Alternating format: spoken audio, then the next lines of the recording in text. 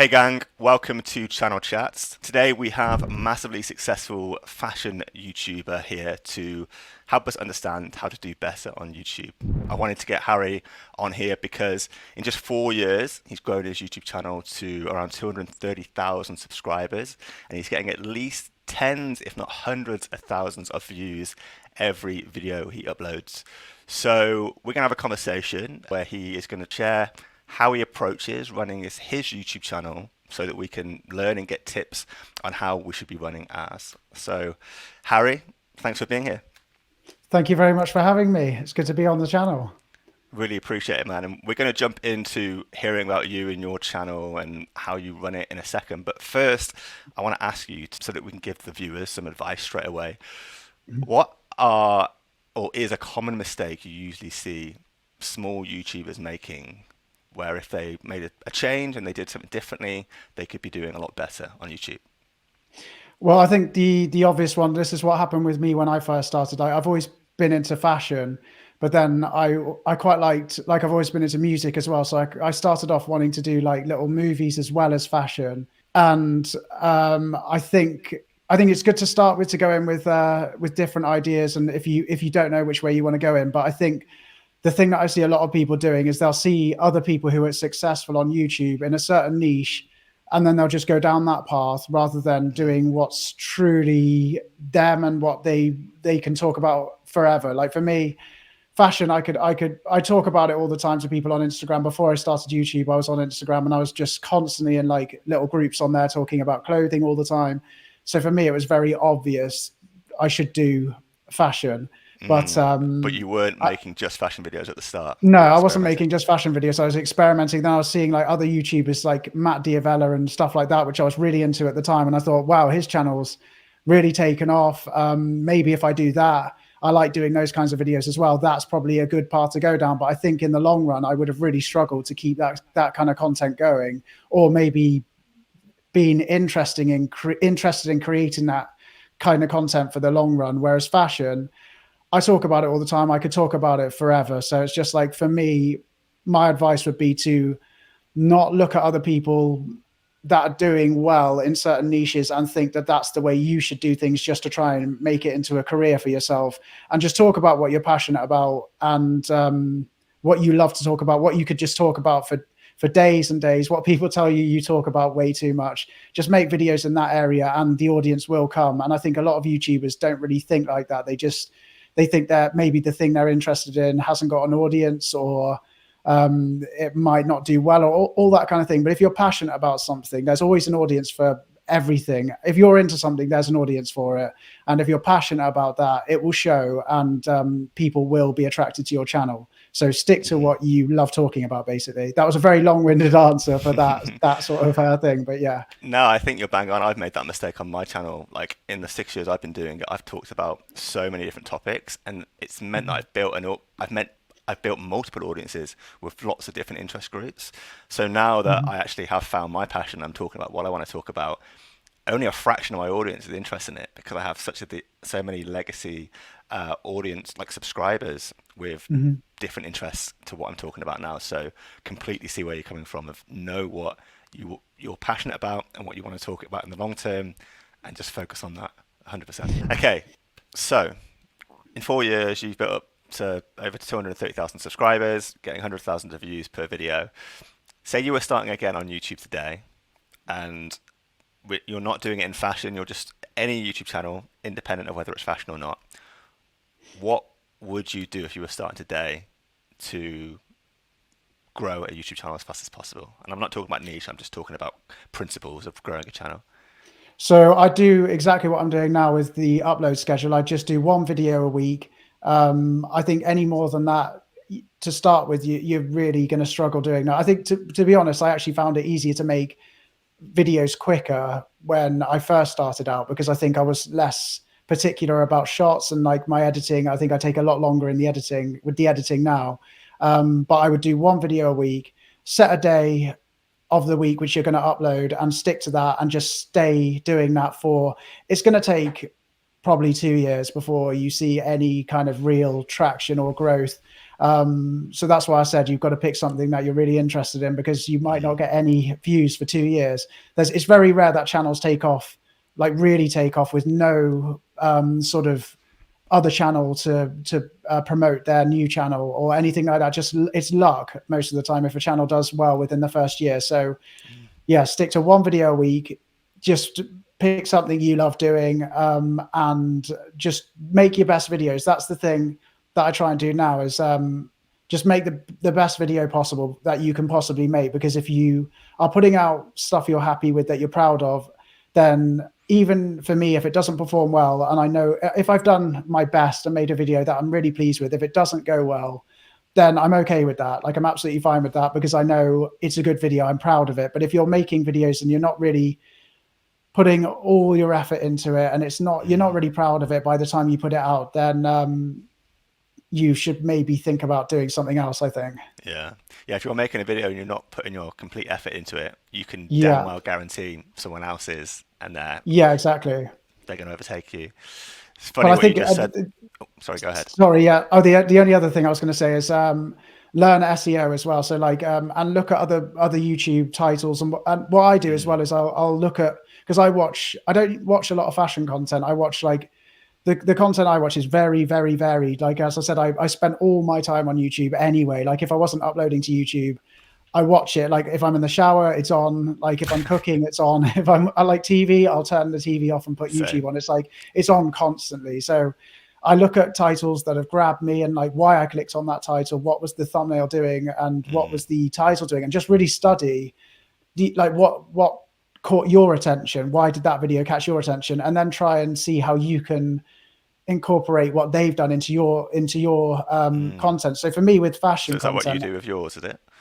yeah, sometimes I think, like, I try not to look at other fashion content that much, because if it's already been done in your niche as well, and a video's done well, it's quite rare that you could do the same video and it will do equally as well. It's normally YouTube will normally look at the video that's been done before and that's done well, and kind of push that, and then because everyone just copies that, and then there's Sure. loads, it gets oversaturated. So I'd look at other niches, and maybe see what they're doing, and then try and learn from other niches, and then use that in your content, so it makes it kind of unique in that way. Yeah, I've made that mistake before where I've seen someone in my niche make a video that pops off, and I thought, oh, I'm going to make that video too. And I pretty much made the exact same video, and my Yeah. video has crashed and burned. Yeah. And it's Yeah. exactly why you said, isn't it? Like, YouTube already says, well, there's already a video doing this. Why would we push Yeah. your one? And then you'll get like probably 10, 20 other people doing that exact same video at the same time. So it just gets oversaturated. Sometimes it's weird, but there's like morning routine videos. I find like you can pretty much title a morning routine video exactly the same as someone else's that's done really well. And for some reason they do really well. So there is certain videos that will do that, but it's very rare. Okay. So, yeah, there are some little gems that you can find out there. But so Yeah. you're finding titles and thumbnails that work great in niches outside of yours, and thinking what features from those titles and thumbnails can I use on my own videos to make mine pop off too. Yeah. And then like even editing styles and editing process, like I'll study other people's and see what they're doing in other niches mainly, and then I'll try and use that in my content to make it. I think that's definitely a good thing that not a lot of people are doing. I think most people just look at their own niche and just copy what other people are doing in there, and then it gets repetitive. So it's good Sure. to get inspiration from elsewhere, in my opinion, but still stuff you're interested in. Yeah, that's cool. That really resonates with where I'm at the moment, because for a while I've been like really studying the peers in my niche and thinking, what do they do? What do I need to do to be on their level? And then after a while Yeah. I realized, oh wait, I'm just becoming a carbon copy of those other guys. And you need Yeah. I'm a strong believer that you need now, after going through the journey I've gone through, I'm a strong believer that you need some uniqueness and some originality about you in your niche if you're going to pop off. Yeah, definitely. I think there's no doubt about it. I still have seen other people in my niche's videos, and seen, oh, that's a great idea, or I have an idea in my head that I'm doing that week anyway, and they've said something in the video that I've been watching of theirs, and then it will influence the direction of that video. And I hate it happening, but sometimes if another creator makes a really good point, and it fits in with your content. I try and mention them if it's really similar, but it is difficult to not get swayed by what other people are doing in your niche as well, because there's only so many fashion videos you can make without overlapping with what other people Yeah. are saying anyway. So it can get quite difficult to stay, especially if you're uploading every week. That's one thing that I've sort of thought about. Am I uploading too much? Would it be better if I did one video every 2 weeks and just really focused on making my videos better? But I don't know. I find I work well under pressure, and I like just uploading every week as well. I'm just in the flow of it at the moment, and I don't really want to get out of that flow. Yeah, it sounds like you're in a routine that works for you. Like I've got a friend Yeah. who makes like one video a month, and that's perfect for Mhm. him. And it means he feels like he can put even more quality into it, and his videos pop off. Like fair play to him. But then there's people like you who do great on a weekly schedule. So it seems like it's just down to how the person works best, really. Yeah, definitely. I think eventually, like I would like to take a little bit more time on videos and make them more. There's a guy in my niche called Tim DeSaint, and he spends a lot of time on his. I've done a bit of work with him recently. Actually, I did a collab with him, but it was really interesting to learn his process. And he spends so like he just spends as much time as it takes on a video to create that video, and then when he's happy with it, he'll post that video. And I think that's a great way to work, as long as you can work like that. For me, I'm very like I get distracted quite easily. So I like to have a routine, because if I don't, I will let things slip, and it will just be the next day. Then I'll just be like, oh, it's not quite ready. And I'm a bit of a perfectionist as well. So I think that's where the weekly routine for me is actually very useful. But I think if you Mm, can work that way, where you a video's done when it's done, then yeah, go for it. Just do what works for you. Um, but I would start off being consistent if you're just starting out, okay. just to get into that routine with it all. Okay, so you're a YouTuber, Harry, in 2013, just starting. You're making a video every week. You're looking at titles and thumbnails that stand out to you on the website, not necessarily your needs, but that are good that you can use on your channel. Are you doing anything else as a brand new YouTuber to grow other than those things? I would. I like. There's a lot of YouTube channels like yours that are teaching creators how to grow on YouTube. So I would, if you're interested in making a career out of it, then you do.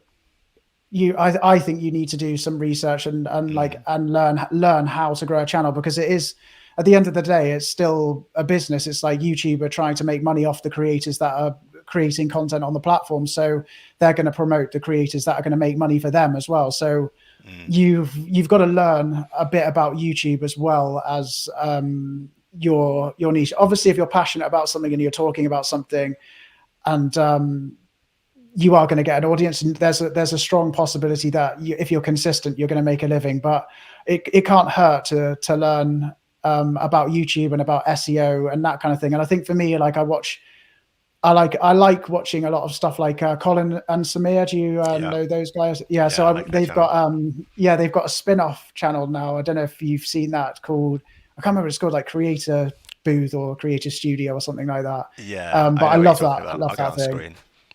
Yeah, yeah. So that's really helpful. I think they often talk about new creators starting out. So I would highly recommend checking that out. There's another one called, I think it's Creator Booth. Hmm. So yeah, so I watched that as well. Like I just love watching the ins and outs of YouTube anyway. So it's like I'm just always interested in that. But that's another one that I would definitely Yeah, recommend they're both checking great. out. Yeah, and then just podcasts like this, like the ones like, I don't think you should watch Mr. Beast necessarily, because I think there's far too many people watching Mr. Beast. But like, he's got so many things like talking about all that sort of stuff online, which you could check out. But I wouldn't Mm, follow that's another tip actually. I wouldn't follow too closely advice from Mr. Beast, because I think it's all well and good, but everyone is doing that now. Like yeah, there's a term called like the beastification of YouTube or beastification. something. Yeah, exactly. So I think you can. Yeah. Sometimes you look at all these huge creators as a small YouTuber just starting out and think, right, I've got to do that. And I don't know. He's got a whole team, like a huge team working for him. So the chances of you being able to do what he's doing Mm, on your own is impossible. Almost, well, if you can do it, then you're one in a million. I just don't know how you could do that. So look at other people, maybe not Mr. Beast, who are doing well, that you can look to for inspiration. Yeah, this is really similar to a thought I've had recently. Like, there's some players on YouTube that have just got so many resources behind them now, like money, team, Yeah. that you, as a one-person YouTuber, you just can't compete with them on Mhm. probably visual quality, on like scale of what they're actually doing in the video. And like, as a like leaping off that thought, it just led me to the conclusion that you just have to find ways of being unique that don't rely on how much money you have or how big a team you have Yeah. to stand out these days. That's the only way you the only way you can compete. Yeah, exactly. I think personality is obviously going to have a huge part to play, but then, as I said with mine, it's a script. I'm very Mm. robotic when I'm talking to camera, so I'm not a great speaker. Like I've never been great at speaking. I'm not great on camera. I've learnt. I've definitely got better. But if you watch my first videos, I think anyone will say the same. But they're awful, and I'm really Mine awkward too. on camera. Yeah, so don't expect to be, because I thought before I started, I looked at other YouTubers and I was thought, oh, I could do that. That's so easy. I'll Mm, turn on the camera. I'll be able to speak to the camera because it's just you on your own with the camera. But it's so unless you try it for yourself and start doing it yourself, it's so different to what you think it's going to be like. And it's just be tough. okay with not being good to start with. It's really difficult. Yeah, when I see people that turn the camera on and they're just an instant natural, it makes my blood boil a little bit. Because I think you're really good on camera. You're like way better than I am on camera. oh, I don't think so, but I appreciate you saying. I was watching one of my videos early on, and I just thought, oh my god, this is horrible to watch, and it was a recent video too. So maybe we're all self-deprecating Yeah, I in our think own so. way. Yeah, because I've always thought Yeah. you just pretty much turn on the camera and just speak. You seem No. really natural when you do it. Okay, that's interesting. So yeah, there you go. So I think everyone really picks apart their performance a lot more than you really should as well, and just don't 100%. worry about it too much. Yeah. Yeah. Yeah. Too right. It How much takes do me you about. script out of interest?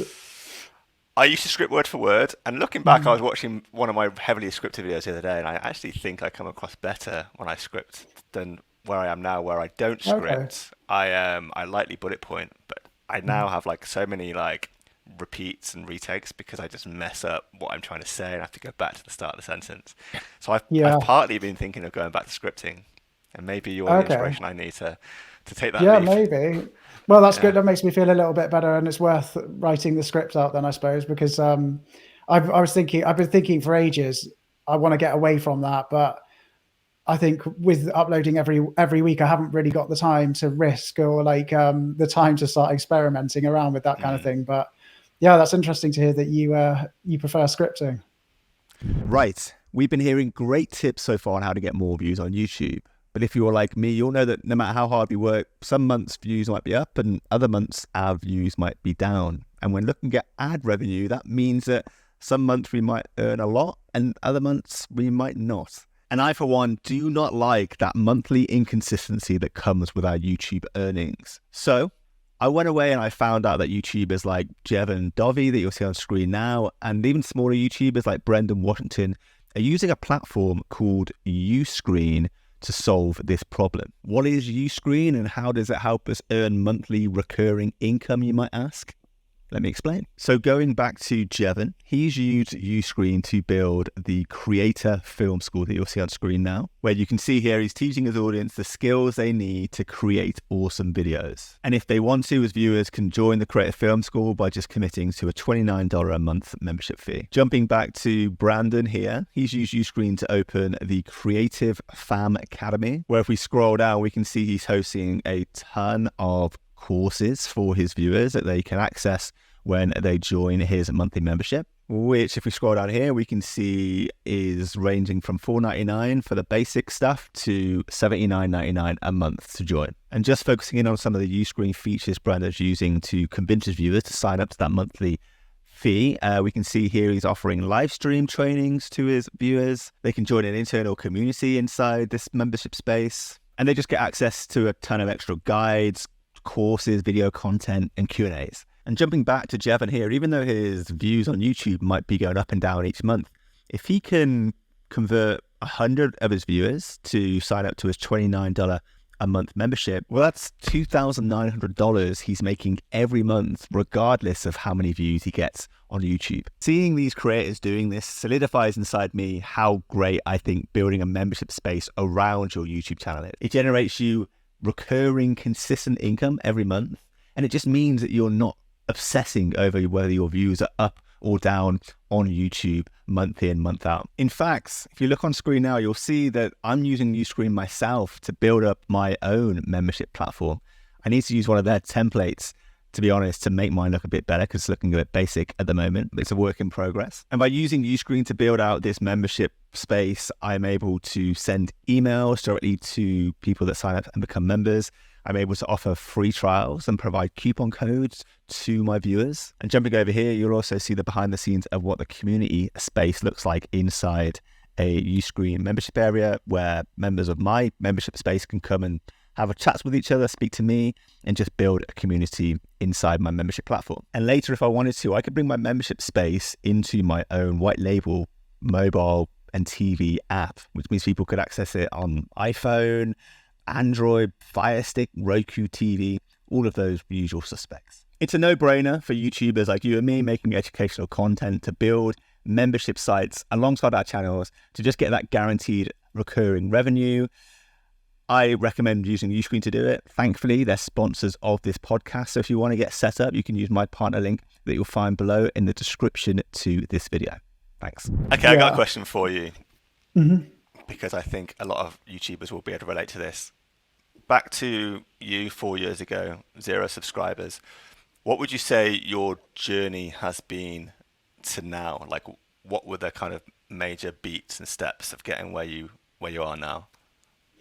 I think the first thing was not knowing if it was going to work or not. So when you first start out and you don't have any subscribers, you don't know if it's going to work or not. So it's terrifying. Like the amount of stress and worry I had, because especially when you start to get a bit of traction, but it's still not enough to cover your bills and make a living from you, and you get a taste for it as well.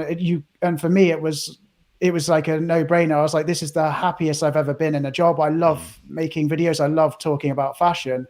If this doesn't work, I don't know what else I'm going to do in life. And I'm no spring chicken anymore either. So it's like, I just had to make it work. And for me, that was the driver. Like, yeah, I went all in, and I just really worked hard on it. But it was when you're not getting the views, you're not getting, you're putting all this work in, it can be very scary and very stressful, because it feels like sometimes it's all for nothing.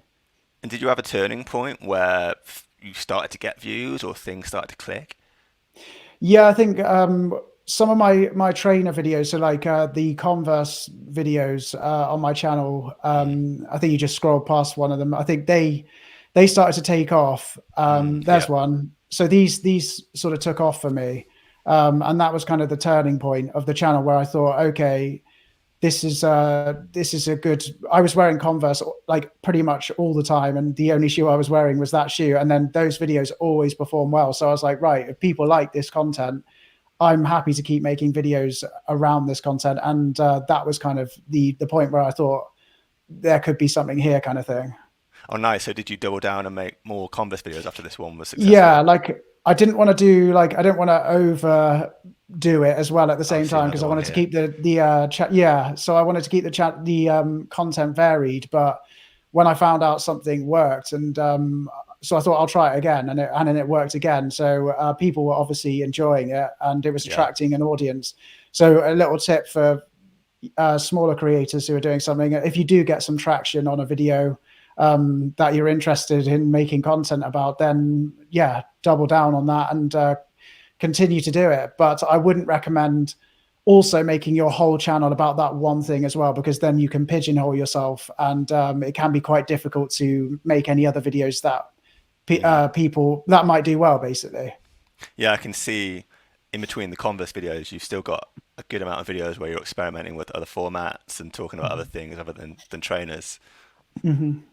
Yeah, it's I do like, that's one of the main focuses on the channel is trainers, because it grew the channel. Luckily, I love them and I still love talking about them. So it's win-win for me. But yeah, but I like all of I like talking about clothing as well just as much. So it's nice that the other videos do well as well, but not as well as my trainer videos. Damn, when I see that one of them hit 1 million views now, one of the about the third or fourth Converse video in, you've got one that hit 1 million views. Nice. Yeah, I think there's quite a couple of my older videos got to 1 million, and that definitely boosted the channel. And the Converse one was, I think, the first one that did it. And there was a Nike Blazer video as well that did really well for me, and that was another video that kind of Oh, nice. Yeah. So there we go, 1.3 million. That's crazy. Yeah. So And that's that looks, if you don't mind me saying, that looks quite similar to the Converse video. So yeah. is it fair to say that, you had one Converse video that struck and you were like, right, I need to make sure I double down on this, and you made more Converse videos, and then another one later on down the line did really well, and then you slightly adjusted that format to cover a different brand, but still kind of building on what works? Yeah, exactly. Yeah. So I just used the video I'd done as a template basically, and just thought if it was obviously helpful for people. So I thought if I could do that with one shoe, then there'll be other people searching for other shoes, and if it helps people out, then surely it's gonna do okay if it's a popular shoe. But I did start making quite a few videos like that, but then after you do quite a few of them, you do get a little bit bored of making the same video as well. So you want to sort of expand and try different things. So it's getting that balance really. This is something have been hearing from more and more YouTubers that I talk to on this podcast, like the concept of you'll have something that strikes and does well on your channel, and then you kind of build a vertical or like a bucket around that, and you stay true to the essence of the original, but you make slight variations. So you went from Converse to Nikes, similar type of thumbnail, and then there's another one here, sneakers you regret making. So same topic, similar type of thumbnail, and then also experimenting at the same time. You've then struck gold with another topic, looking bad in pants, and you've doubled down on that, looking bad in everything you wear, looking bad in beanies, and that just seems to be something I hear again and again from like huge YouTubers, is they realize what works and they repeat and double down on it. Yeah, exactly. And sometimes it gets to a point, like I did have another series that did quite well, like what your shoes say about you or something.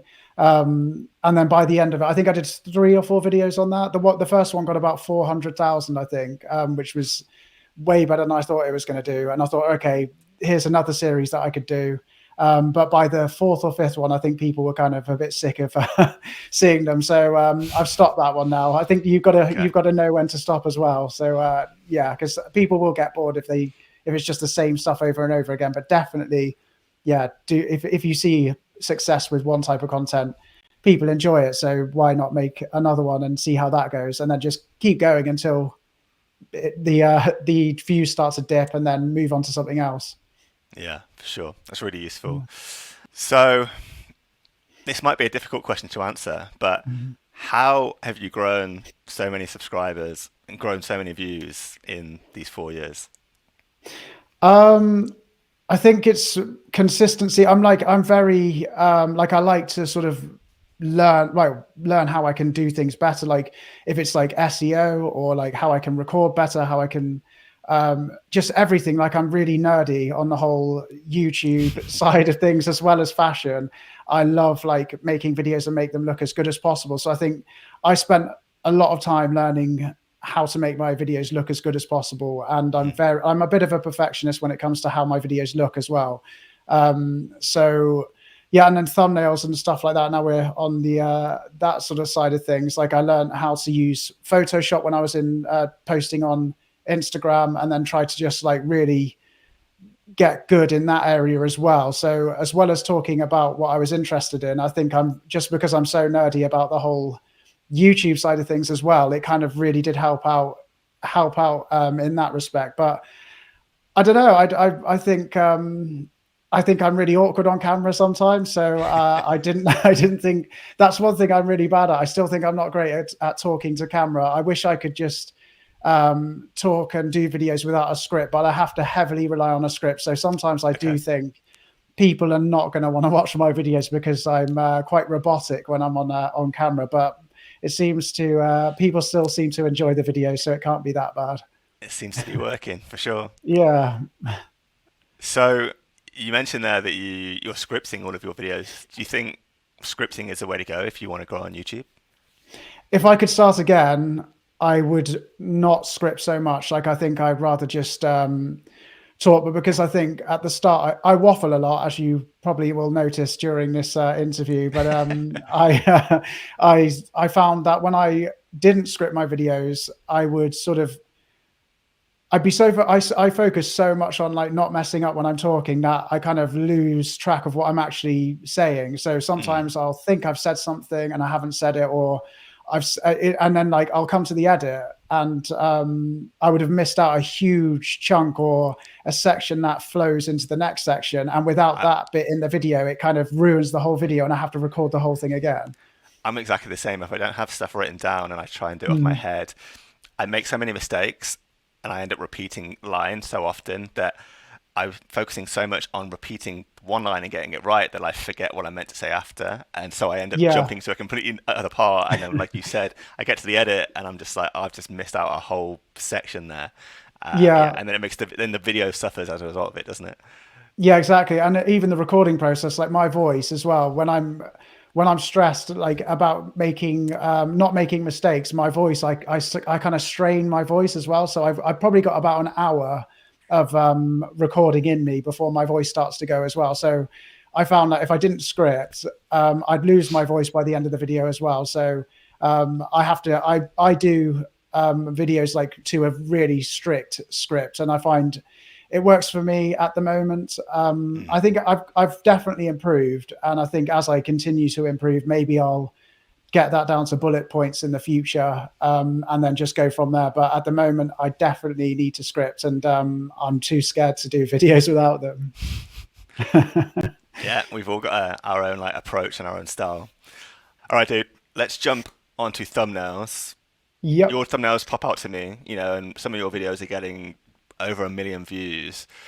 I want to break down your thumbnail strategy. Like when you're creating a thumbnail, what are you thinking of? Are there certain things that you aim to do every time you make a thumbnail? Run us through your process. So it depends on the video. So with the sort of the sneaker, the trainer sort of videos, I just try and keep it as clean and simple as possible, and that seems to work well for me. But then with those videos like why you look bad and everything you wear, and I think this might help a few people out, but I think about putting something in the thumbnail that sort of confuses someone who's looking at it. So as you can see in that why you look bad, there's a picture of two people behind me with 1/3 and then 1/2 and then lines all over their outfits. So you kind of look at that and think so the title, why you look bad in everything you wear, and then you look at those pictures behind. If you're looking at that for the first time, you probably have no idea what that's on about. So you're intrigued. Yeah, so you just want to click on the video just to see what that's all about. And I think that's one thing that I do try and do is create a bit of mystery in the thumbnail and then link that to the title, so it kind of confuses whoever's looking to give them the urge to kind of click into the video to see what's going on, basically. Okay. I saw this earlier. Just don't. That really. Oh yeah, just don't. So yeah, the play on "Just Do It" by Nike. So yeah, that thumbnail basically worked for me the first time round, and that's the exact same photo, just with a different text across for that video. So, and the thing with that video is I know photo as the same photo as the Just Style It top left. Yeah. Nice. So that was from 2 years ago. Then I used the same photo from 5 months ago, just edited it again because I didn't like the first edit. But that's just that basically it's one of those the Nike Blazer. It's a very popular sneaker. So that thumbnail in itself, sneakers I regret buying the most, it's a very popular sneaker. That's going to trigger some people to think, why is he saying my favorite sneakers? Why does he regret that? Like, and it's so that one was thinking which is the most popular sneaker that I can put from the video on the front of the thumbnail that's going to make people maybe get a little bit annoyed and want to click into the video. But just you can watch the video if you want, but wasn't saying anything negative towards the shoe. It's just I got the wrong size in that shoe, so I regretted buying them. But So yeah, is it fair to say that you've used the most popular trainer from that video in the thumbnail to give yeah, the video the most broad appeal, like wide appeal? yeah. So that's what I'll try and think of the most appealing thing from that video. Yeah, as you just said. So that one, I think, if I'd have used another trainer from that video, I don't think that one would have done so well. So especially if it was a lesser known shoe, it definitely wouldn't have done as well, that video. So that, yeah, definitely that plays a huge role in my thumbnails. Is I think about each product in the video and which one's going to appeal to the most people. That's a really useful tip. I think people are going to Mm. find that really valuable. Oh, good. Are you doing anything? Are you thinking about color when you're doing your thumbnails? Because I think you maybe are, but I'd love to hear from you. Yeah, so because my sort of style is very simple, it's very minimal. I wear a lot of black. So, and then like my whole aesthetic on Instagram when I first started out, and in my videos, I like to keep everything quite clean and simple. So I do include that in my thumbnails. Like I like to keep them as clean and simple as possible. So definitely, I don't necessarily have much of a color theme. I think my editing style is kind of very similar. They like the way I edit photos is very similar. So they all look kind of similar. But a lot of the clothing I wear is black and white, so they all just look black and white because that's what I'm wearing. But yeah, that's it Yeah. basically. Yeah, like your thumbnails seem to pop, like the black lines on the trainer against the white trainer and the white wall behind it. Your black joggers against the white wall and the black text against the white wall. So yeah, that's one thing I noticed was just the contrast that's created from the contrasting colors and how they make your thumbnails pop out. I think they're really really nice. Yeah, thank you. I do like make a few different variations of the same thumbnail as well. So and sometimes I'll send them to friends as well and family and just ask them which one stands out to them the most, and then use that one. But sometimes they have no idea with the thumbnails. They have no idea what the video's on about or anything. So when I send it to my family, they're just like, "What does this mean? What's it?" So it never actually helped. It starts going down the path of what does it mean and all that. Whereas I just want some quick feedback. But yeah, I'd recommend as well getting friends, and if they're into YouTube, even better. But getting them to look through your thumbnails if you design a few of them, and just ask them which one stands out to you the most, and get their feedback. Yeah, yeah. I think that external, like third party eyes on something that you're doing. I think when you do the work yourself, you can just get so absorbed in it. It can kind of muddy up your like how clear you're seeing it, and all it can Yeah. take is someone else to look at it and go, "No, that sucks," or "That's really good," to help you actually realize what's working and what's not, doesn't it? Yeah, and I also do it when I upload a video as well. I'm a big person for analytics. Like I'll always look at the analytics of my video, and if it's not performing well, the click-through rate of my videos aren't doing great, then I'll swap out the thumbnail and try something else. But a lot of my audience will know I do this. I do it far too much, and I get comments saying the old thumbnail was better and stuff. And I was like, no, it's not. It wasn't because it wasn't performing well. So like, yeah, I think it's scary when one doesn't perform well, especially if it's a video idea that you think is going to work and then it doesn't work. It doesn't go how you want it to go, and then it's kind of a panic thinking, is this thumbnail that you're going to swap it for, is that going to be even worse? And then is the video going to do even worse? But it's a lot of trial and error. Mm.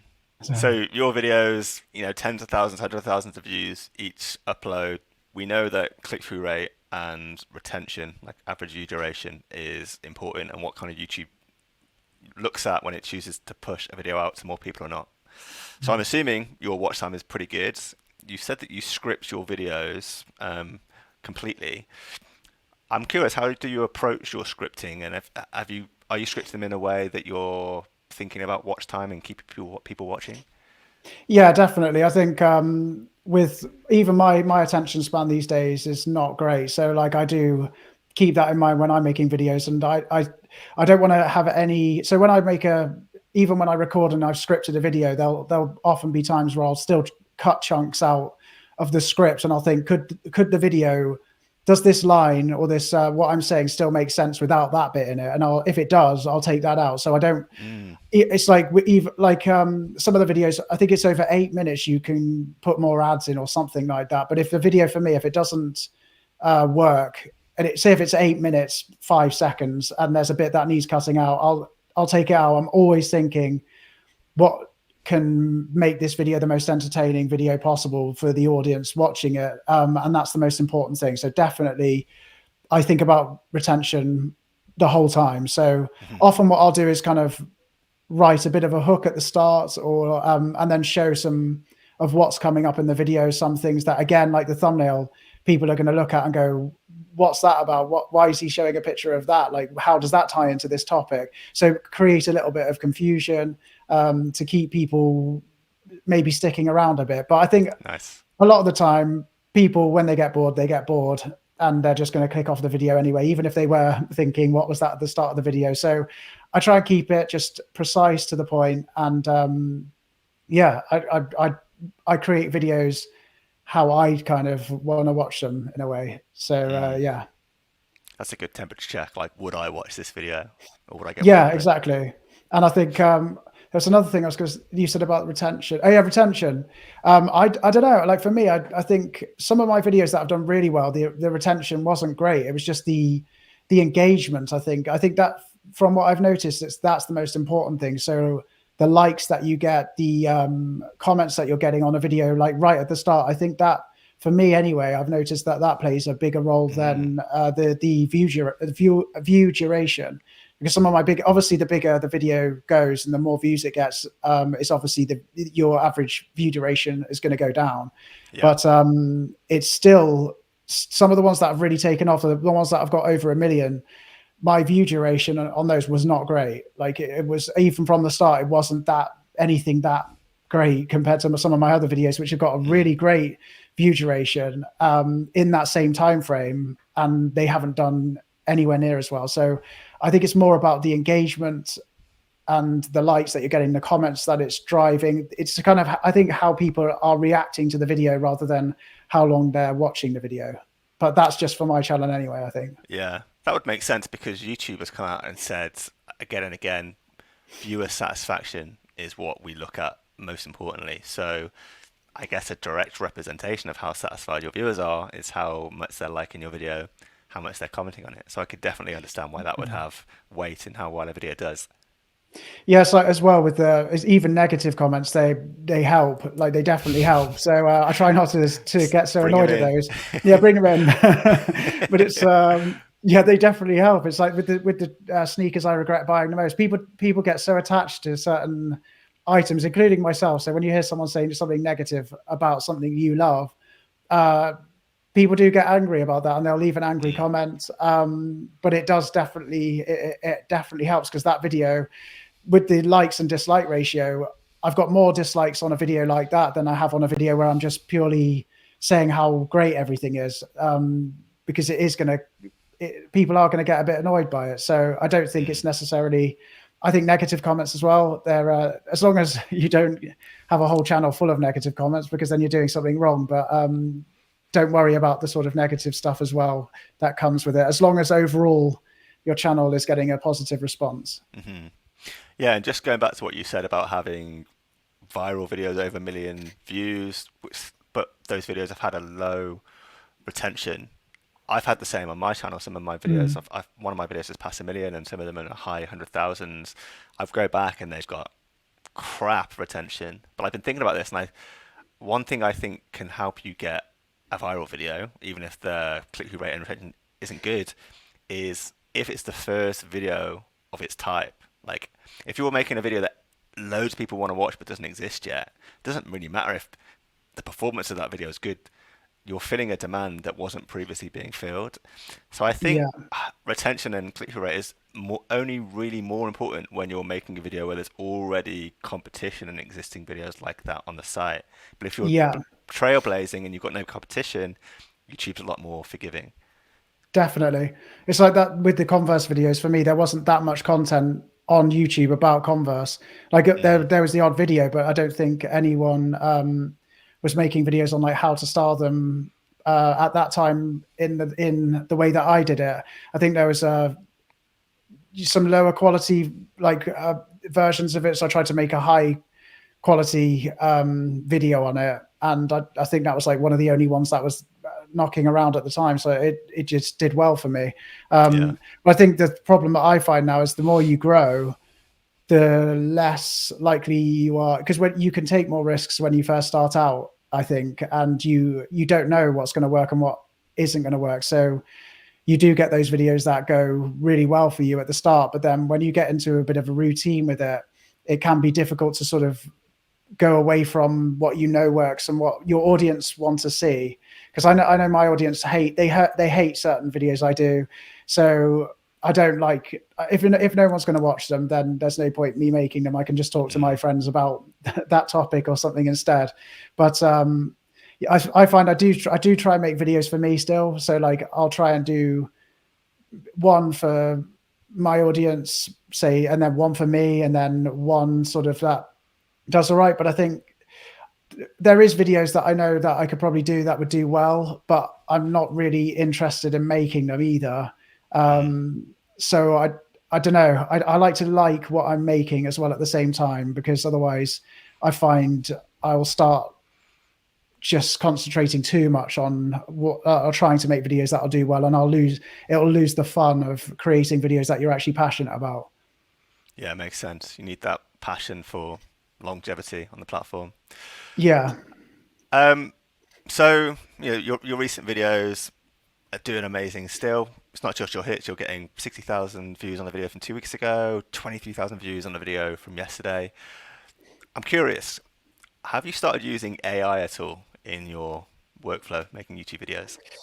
I have been on Chat GPT if I'm really stuck on like a script, and I want to say something, and I just can't, because I'm really bad at getting my thoughts out onto paper. I just find it really, really difficult. So I have used Chat GPT if I'm really struggling with like a sentence, but I do find that a lot of the time it's still it's such early stages that it does sound like you've just used Chat GPT. So, and it kind of loses that flow. And then because I am so bad at getting stuff out, I find it really difficult to change what it's written for me into something more natural. So I don't really use any AI at the moment. I've tried it, but it doesn't really work for me. But I think going forward, it will definitely help. Like, especially with stuff like voiceover, like when it gets good enough to do voiceover. Oh, wow. Yeah. It's like, especially with my voice, when it starts to go, and I can't record anymore, then I could just get AI to help fill in for me. That would be really helpful. Amazing, wouldn't it? Yeah, definitely. I still think I wouldn't like to do, because you can obviously, it's going to get to a point where it can make the whole video for you. So you can just have an image of yourself doing the video. But I don't know. I like that personal sort of touch still, but I definitely will incorporate it in the future, but I still don't want to really rely on it too much either. Yeah, obviously you like having a personal touch, so you want to have a certain level of involvement in making your videos. But I'm just thinking now that you said that, for creators who are comfortable being more hands-off, a realistic, convincing voiceover for a YouTube video could really help you increase the amount of videos you're making on your channel. Because in theory, you could hire a team, hire script writers, and then the script writer just puts the script into the voiceover software, and then you've got endless amounts of videos voiced over without you even have to be there, haven't you?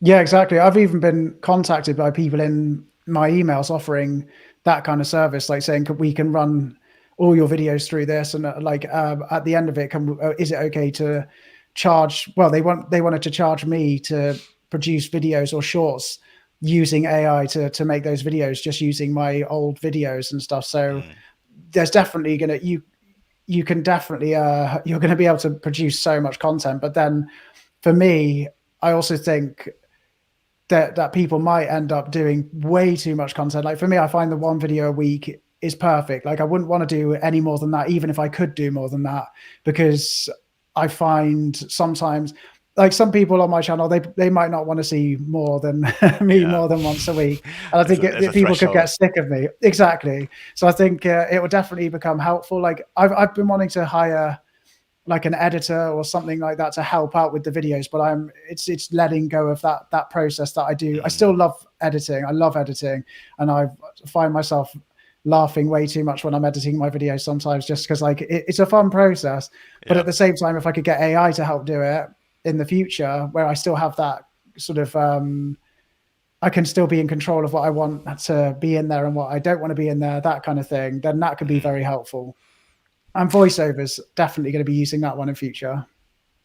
Yeah, for me, I think editing is potentially my least favorite part of being a YouTuber. Okay. So AI that exists to help me with that is like, Mhm. yes, come here like as much as you can.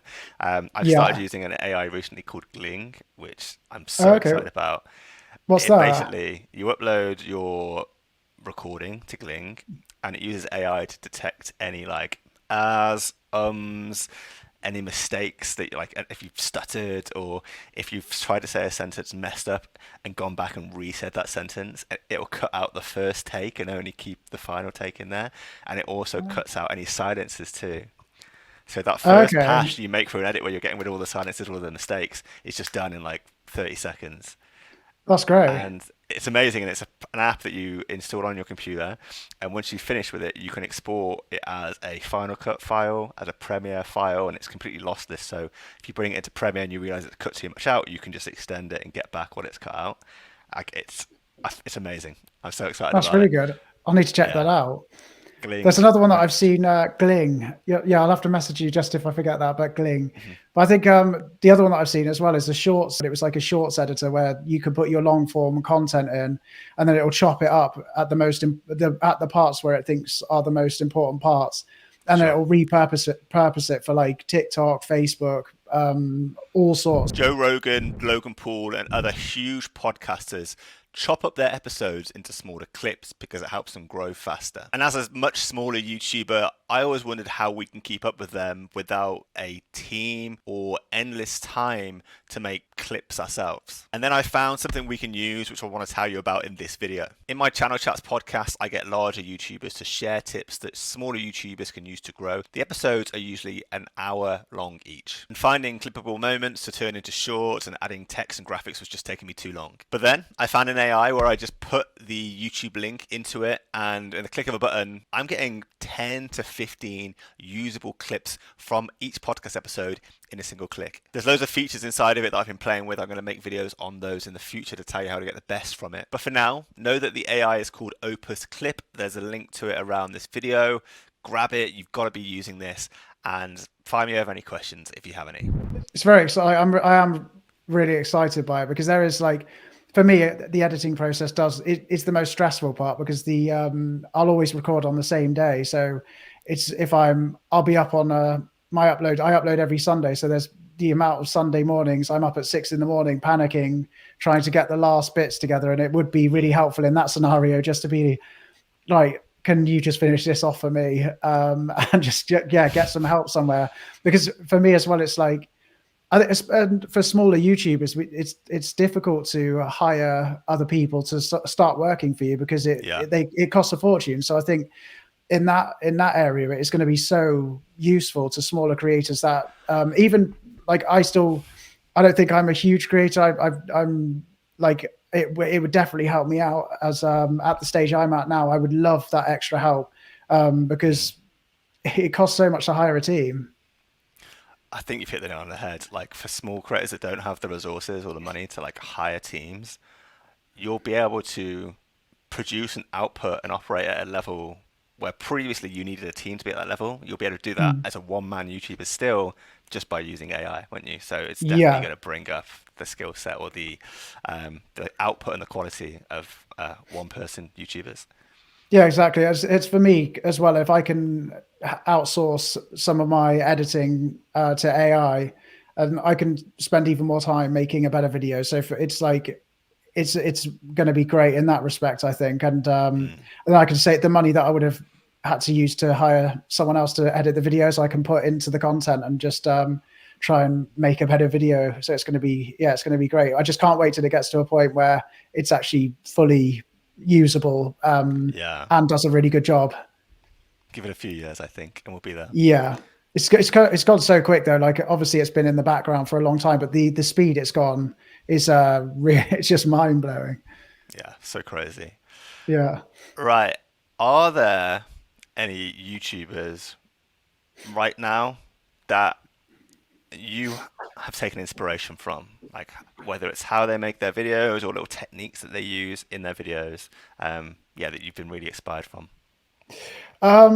Not huge. I think Tim DeSaint, as I said, the other guy in my niche, who's he's got, I think, like 1.3 million or something like that. His video is they're incredible. The amount of time he spends on each shot, like, hopefully he won't mind. I don't think he'll mind me saying all this, but he's just like, he's so, every single shot is so well planned out, and he spends so much time. There's so much thought into every single thing he does, and it definitely shows in his content. So he definitely has inspired me, and he's really.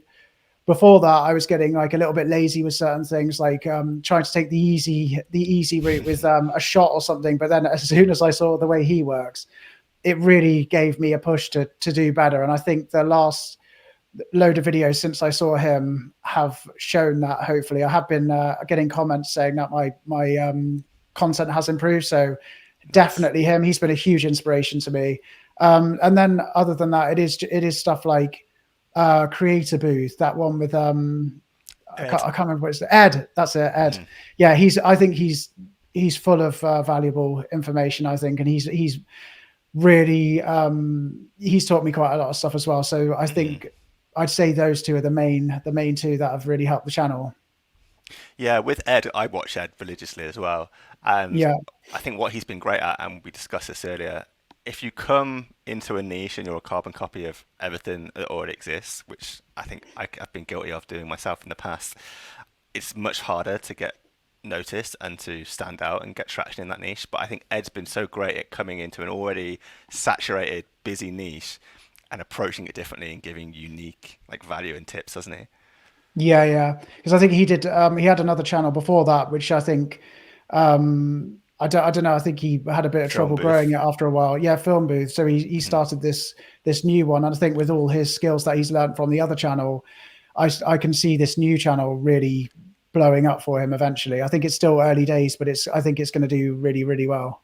Yeah, my understanding of that situation is he Film Booth is for giving people tips on how to grow on YouTube, and Creator Booth was created to help people make money on Oh YouTube. yeah. Yeah, Mhm. I think he realized that although similar topics, they're actually separate enough that they wouldn't work on the same channel. Like he'd be splitting his audience Yeah, if he made them both on the same channel. So I think he made the second channel for that, just to build two independent audiences and not have the new content impacts the traction he had on Film Booth.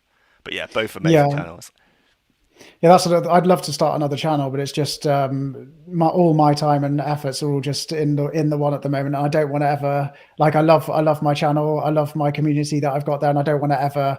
That's my main focus. But I would love to sort of be able to make more videos if I could. If I can make more videos, I'd love to be able to do that. But then I think Ed's got like a couple of people who help him out as well, doing running both channels. So it's definitely a lot easier for him to do that kind of thing. Yeah, he's got his team. I was actually the podcast that went live on my channel today is talking to a script writer, like a retention specialist, and he used to write all of Ali Abdal's videos. He Oh, now writes okay. videos for Mike Shake, and Mhm. he actually helps Ed with his writing process as well. He's written a few Oh, opening okay. hooks for Ed and stuff. Yeah, so Ed definitely has teams that he leans on. I know he's got like a thumbnail designer there too that helps him run his thumbnail university team. So yeah, it's so great if you're in that position where you can bring teams in, because you really Yeah, can like build like amazing channels, can't you? And you've got teams helping you out. definitely. Yeah. Yeah, cool, mate. That has been amazing. I'm about to wind this down, but I don't know if you've got anything else you want to like. You feel like is going to be useful for the audience to hear, people that want trying to grow, or anything else like hanging over from what we've said earlier.